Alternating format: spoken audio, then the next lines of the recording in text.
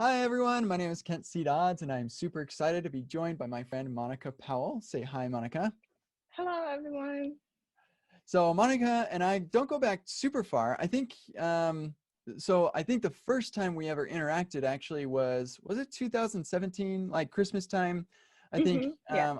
I did this thing where I was gifting some Egghead subscriptions to folks, and you picked one up, and now you're an Egghead. Like you've done a bunch of stuff with Egghead now. Do you want to tell us, like, why don't you introduce Mhm. yourself to us a little bit, let us get to know you, and then we can carry on.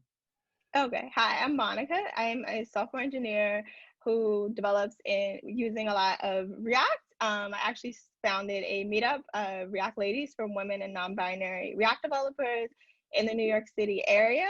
And I try to be involved in the React community, both like within New York, but also beyond. So being active at or going to conferences, speaking at conferences, as well as being active within different communities.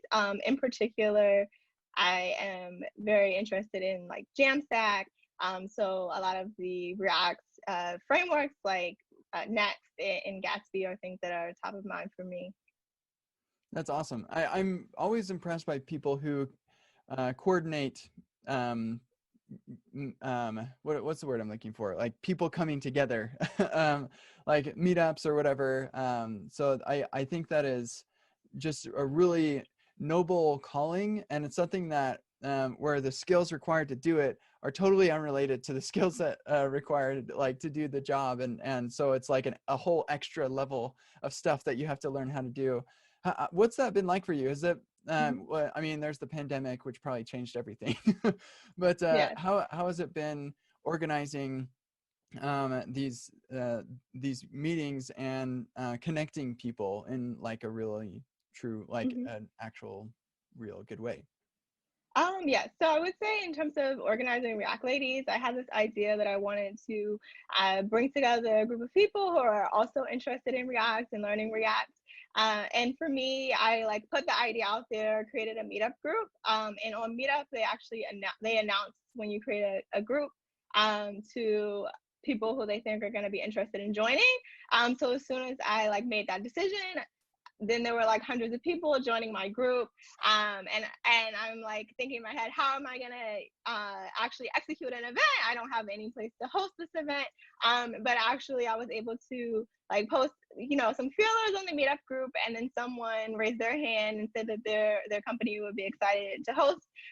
So for me, really just like getting like putting it out there was a big part of like getting started, and not getting too wrapped up into the, well, how do I pick a date if I don't have a venue, and just trying to get the ball rolling. And in terms of the events that I've hosted, it's been really popular to have like lightning talks where people get to hear from a lot of different speakers.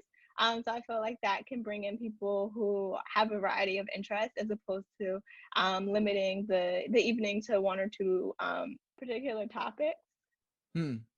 Yeah, I think that's a great insight, where like when you have lots of different topics, then even after the meetup, I imagine people are like their interest is peaked on at least one of those things, and so they can talk with each other about those different things. You have more speakers who are asked questions and things like that after the meetup. So that makes a lot of sense to me, and I like that a lot. I always personally really enjoy the shorter, like more succinct, I guess, talks. So that's Mhm. cool, and really inspiring.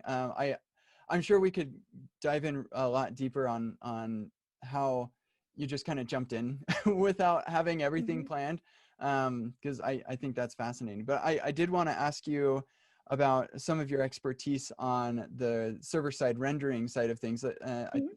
I can't remember if you said this before or after we started recording, but you mentioned to me that you've been doing a lot of Next.js and Gatsby. And for those who don't know, you also gave a talk at React Rally this year about server-side rendering. So you're kind of like steeped into it. I'm curious, Mhm. where does your interest lie on server-side rendering? Like, why are you so into it, and why do you think that other people should give it some time as well?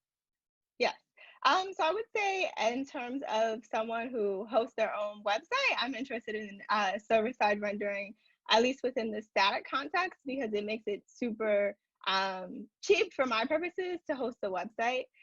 So until recently, I was able to host a lot of different static websites that were being generated within the server for free. And now I'm like pushing into the tier where I'm like starting to have to pay nominal costs. But for me, it's been like made it very accessible to start hosting for a fraction of what you would need to pay if you were hosting, for example, a WordPress website where you need to manage your own database hosting. So I would say that's been my interest personally. And then professionally, just knowing what are the benefits of server-side rendering. So there's benefits in terms of SEO and being able to load content to users more quickly. So one of the projects that I was working at a former company was actually converting an MVP Create React application to something that had server-side rendering. So there were a lot of conversations that were happening about SEO and how can we optimize generating a lot of different versions of the website ahead of time. So just like having to think more strategically about how data is being handled in order to have a better experience for more users was something that came up for me as I started learning more about like server-side rendering and how it's important in like marketing context, especially. Yeah, I love that, like on the personal aspect of all of this, I love how accessible, platforms for creating our own content are these days, like Netlify or, Vercel, or just, there are so many places you can just, I now have something on the World Wide Web. And that's like, that's one of the things that really got me excited about building websites too. It's just like, when I was doing Java, I could give my mom this, executable or this jar or something like, here, I made this thing for you. And she has no idea, but I say, no, go to this URL, and boom, there it is. And yeah, it's very cool. And yeah, that is nice. I'm very impressed that you've reached the tier where you actually have to start paying, because that's like, you're getting a lot of traffic. That's awesome. So cool. And then on the professional side, so there are a lot of benefits to server-side rendering. You mentioned SEO. Why is SEO a benefit to server-side rendering? What can you tell us about that aspect? Yes. So if you have an application that only has client-side rendering, and you actually look within the DOM, the HTML is very bare bones in terms of you pretty much just see like the ID of the element where the JavaScript and the actual content is going to be injected. Whereas when you have a server-side rendered application, you will actually see the majority of the content that an end user would see once the page is fully loaded should appear like within the server-side rendered page. So there's a lot more actual like content that's relevant. So if you're going to say Wikipedia, it's not super relevant if you just see like this empty div. If you want to know like, okay, where can I get more information about a particular person or something within this website? So making it easy for Google to find that information is a benefit of server-side rendering, because Google's like web crawlers, they're looking at the website and just like seeing all of the content that's there and seeing which links are there. And navigating through the website that way.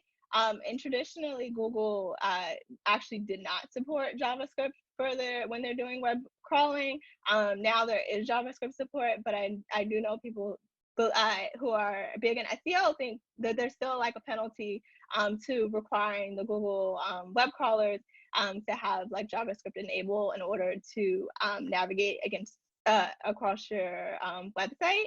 And then also with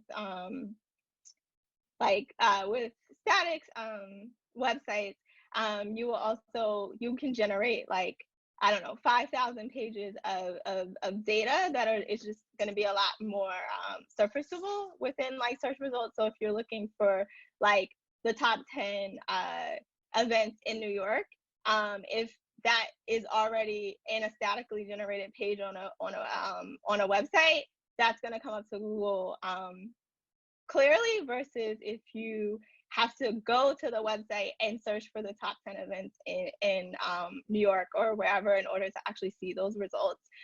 So it helps if there's certain information that a website wants to definitely be searchable, or not searchable, indexed on Google, to have it statically generated. And there can be additional content that a user has to actually manually search for that isn't indexed with Google, but definitely takes like some strategy to determine what content you want to surface to search engines versus just having available for users on demand. Yeah, that makes total sense. And it's really awesome that we have technologies like React now, where this is very easy. When I was doing AngularJS, and I know that like the new Angular can do all this now, but like AngularJS, this was just like not a thing that people did. So so that's awesome. I think I may have put the cart before the horse a little bit. Can you, for some people who aren't familiar with the pendulum swing from everything was server, then now it's all client, and now we're kind of going back to server. Like, do you want to explain like what's the difference between client-side rendering and server-side rendering? Yes. So in terms of the difference between client-side rendering and server-side rendering, so client-side rendering, which I had started to mention earlier, is you will initially render in a browser a HTML document that has very little content. And then you'll have an ID, which is where an ID to an element where the actual JavaScript is like supposed to append to and like hydrate the application.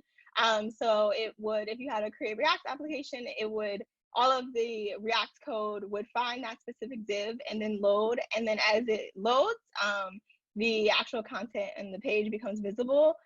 But when you first see the page, especially depending on your internet connection, you'll probably see a flash of like a white screen. If you, for some reason, don't have JavaScript enabled, you'll see a message saying you need to have JavaScript enabled to see this page, because even if you have the page open for like 10 minutes, if you don't have JavaScript enabled, then nothing is ever going to load. And then for server-side rendering in the React context, as a developer, you would write the website code within using React, and then you would have to have some type of logic that is converting your React code into HTML. So the React API has a React DOM server API that is actually responsible for converting React into HTML. So if you look under the hood of frameworks like Next.js or Gatsby, they're using the React DOM APIs within a node server to convert your React into HTML. And if someone is also doing their own server-side rendering, and for React, they're probably using React DOM server, or potentially if they feel that they have a better, I guess, algorithm, they could do it themselves. And then at least within like the Gatsby context or with Next, there's like 2 different ways that you can do server-side rendering. But if you're doing like the static pre-rendering version, you would have it so once you finish writing your React, you would build the website, and as the website is built, that's when everything is converted into HTML up front. And then when someone goes to the browser, the initial HTML that is coming back from the server or potentially from a CDN is the full, or as full of an HTML page as possible. So for a lot of sites, if you have server-side rendering and JavaScript is disabled, the website should look very similar to if JavaScript was enabled. And then so once we have that initial HTML document that has loaded, then there's another API, the React DOM Hydrate API, which actually will start to convert that HTML into React, and then you can start getting the interactivity and the other functionality that you expect within a React application. Perfect. Wow, you have such deep knowledge in all this stuff. This is great. Thank you for sharing that with us. So there are a couple of things that I wanted to ask you about. One is you mentioned earlier the migrating from Create React App to server-side rendering.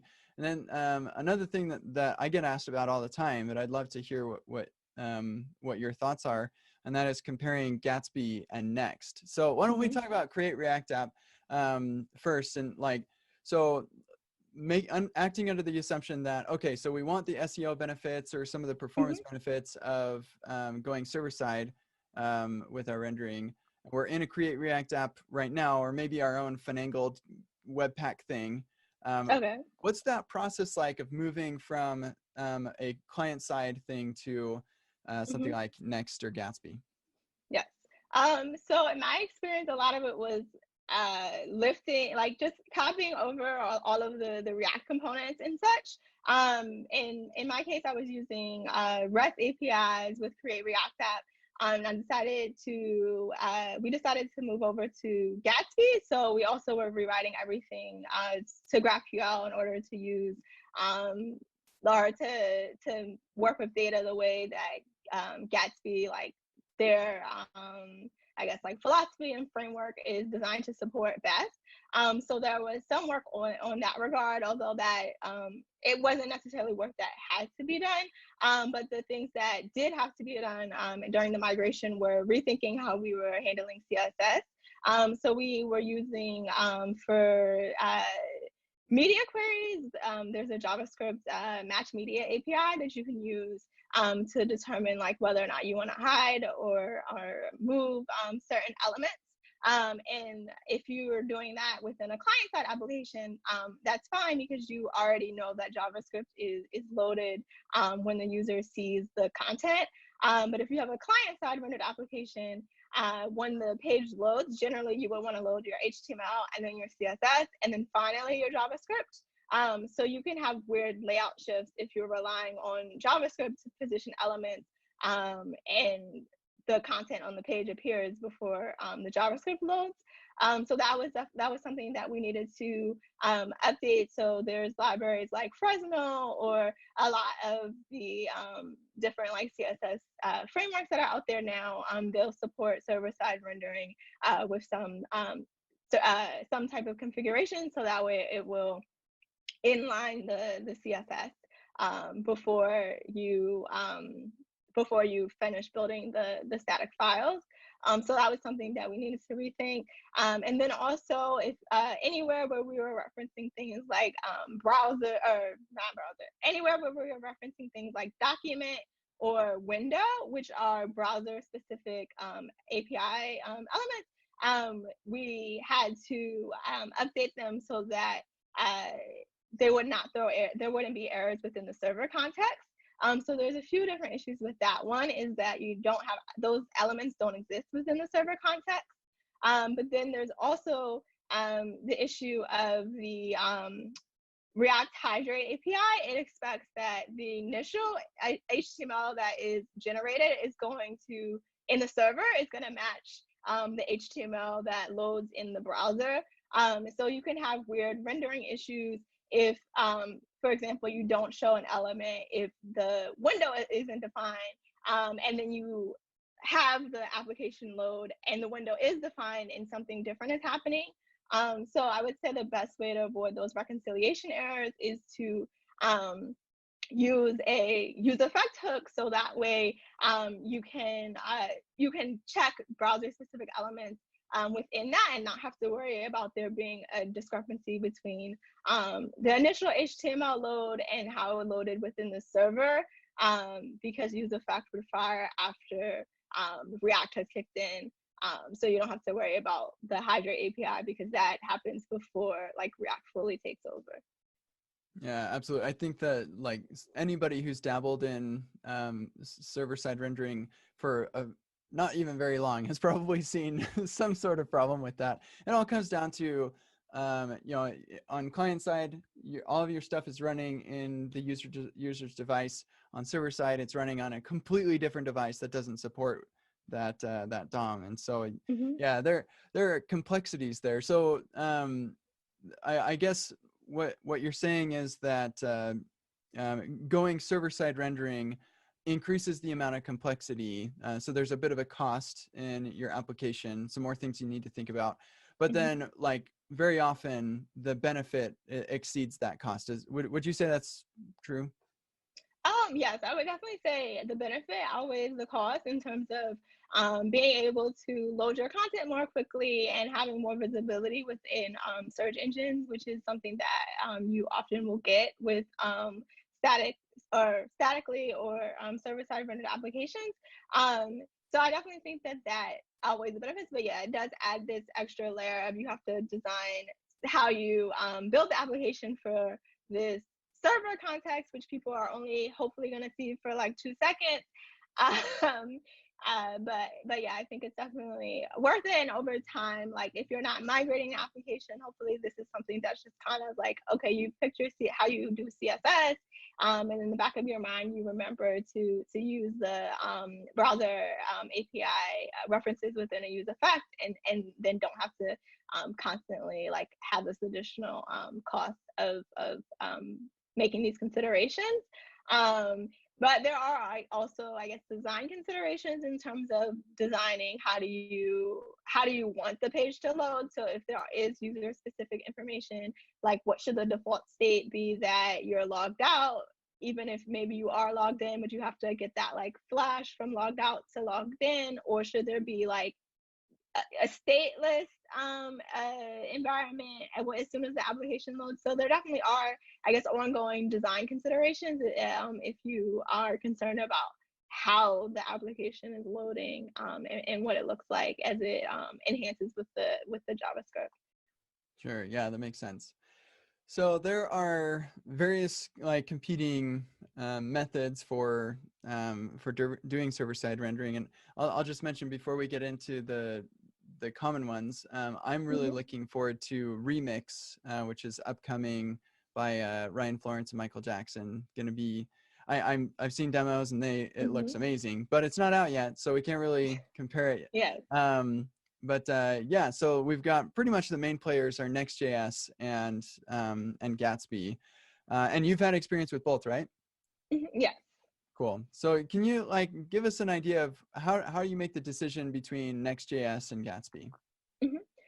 Yeah, so I would say Gatsby is great for if you have like a blog or something of that effect. I know they're really trying to push in terms of they don't want to be limited to a certain type of like statically generated website, but I think like a lot of people associate Gatsby with blogs, and then Next you might associate with more like complex applications. One of the areas that Next shines in is that you have more granular control over how the application renders. So it supports like the pre-rendering, which is the static generation upfront at compile or build time.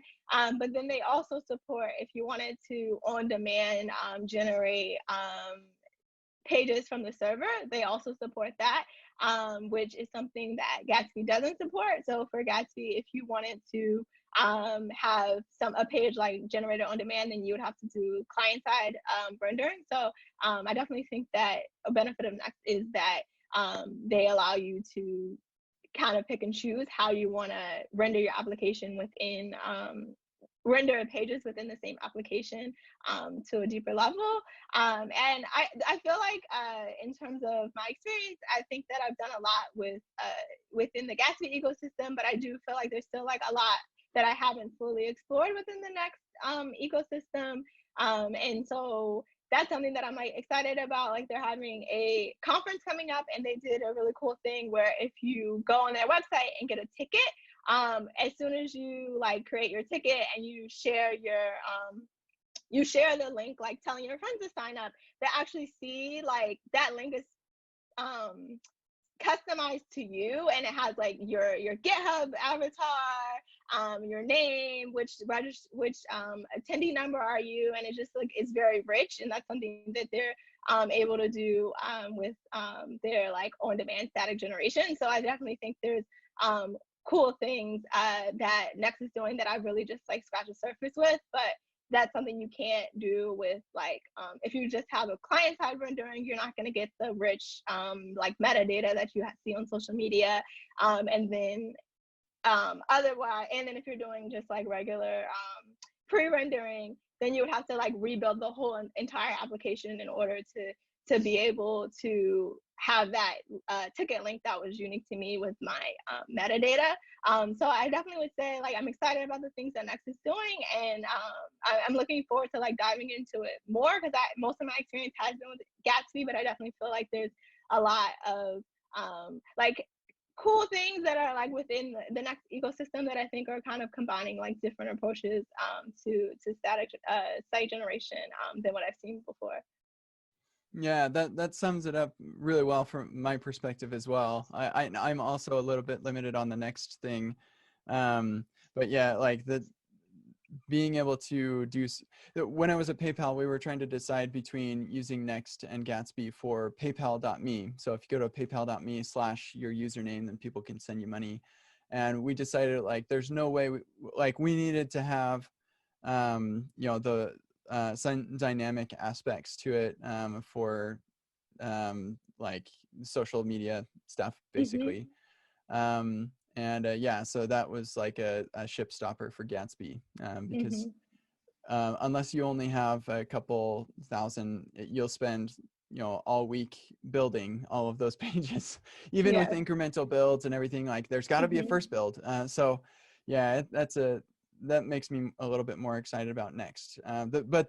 For me, and I'd be curious to hear what you have to say about this yourself, but for me, the drawback to using Next over Gatsby is Gatsby has just an enormous amount of community plugins and things, whereas Next, I think you have to kind of wire things together a little bit more yourself. Has that been your experience, or like, am I missing something there? Yeah, I would definitely say I've had a similar experience with Gatsby. There's like a plugin for pretty much everything. If you have like an idea, so like I'm like, okay, I want to add web mentions to my website. So there's a plugin that I can use to help me add web mentions, or to generate the social cards, or there's just really a plugin for everything with Gatsby, which is really nice. So I definitely would say that it's like a benefit of Gatsby that they have more like templates and themes, as well as plugins in terms of adding additional functionality to your website without having to recreate the wheel. I would say, I guess for Next though, a lot of there maybe not be like Next specific plugins, but a lot of, I guess, the functionality that I need is just like I can maybe find something on npm and tweak it a little bit into the Next context. I think the benefit of the Gatsby plugins is like being able to just like quickly get things into like the GraphQL data layer without having to really dive too deep into that. So yeah, I would say definitely I appreciate their like a community of plugins and such. And Gatsby also has a lot of documentation. There's documentation for pretty much everything, or not everything, but a lot of different use cases, common use cases are covered within the documentation. And I found for Next that they do have good documentation, but there's definitely I think still like building it out in terms of like sometimes I'll like read something and I'm like, okay, this is interesting, I want to like learn more, and then they just link me to like a GitHub repository so I can like look at the code, but I would love to like get more like in the actual documentation. So I would say that's definitely been an adjustment for me coming from like the Gatsby ecosystem, where like they'll have there'll be a link to a repository, but then everything is still like spelled out and very clearly within the actual documentation. Yeah, that's true. They have worked a lot on that. Well, cool. So we're reaching the end of our time here, Monica. Is there anything else that I didn't ask you about you were kind of hoping I would, or like anything that hasn't come up in our conversation? I wouldn't say, yeah, I can't really think of anything. Cool, good. Well, I'm glad we covered it. We covered most of that. So, well, great. So, Monica, if there's like anybody who wants to keep up with what you're doing, or wants to ask you any follow-up questions or anything, what's the best way for them to connect with you? Yes. So I'm pretty much always on Twitter. If you ping me at Waterproof Heart, I'll see your mention at some point. And then I blog a lot on my website about monica.com. If you see something interesting there, probably the best way to get in touch with me is still via Twitter. And I have web mentions. So if you like respond to one of my articles or retweet it, you might see your face on my website. Nice. That's very good. Maybe I should. That's a pretty good incentive to get people to talk about it. It's like your face could be here. So that's great. Well, cool. Actually, out of curiosity, with web mentions, are those server rendered or are they client rendered? So, like, are those dynamic and they can be updated without a build? So this is the thing that I ran into with web mentions. When I first started them, it was like, okay, cool, this is fine. And I did them server side. And I had a webhook that triggered whenever I got a new web mention and then rebuilt my website. But then that got to a point where it wasn't sustainable. Like I was like eating through my build minutes and You're too um, popular there, Monica. Jeez. so I ended up turning off the webhook, and now I have on my list to add client side web mentions so that on the initial load, it will load them from the server, whatever was available on the server at like build time, and then hydrate with the updated data from on the client side. But that's something that's like on my backlog of things to do. But it definitely was a case where I'm like, okay, client side is better because this is real time data or relatively real time data, and not having to like trigger a full rebuild because three people liked my tweet is definitely ideal. Yeah, that makes sense. I guess that's another area where going full on server rendered rather than server generated would probably be better as well. So that's interesting. Definitely. Cool. Well, thank you so much, Monica. It's been a pleasure to chat with you, and hope everybody knows a little bit more about the process of server side versus client side, and some more information to make decisions. So Thank you. cool. Thanks, everyone. We'll see y'all later.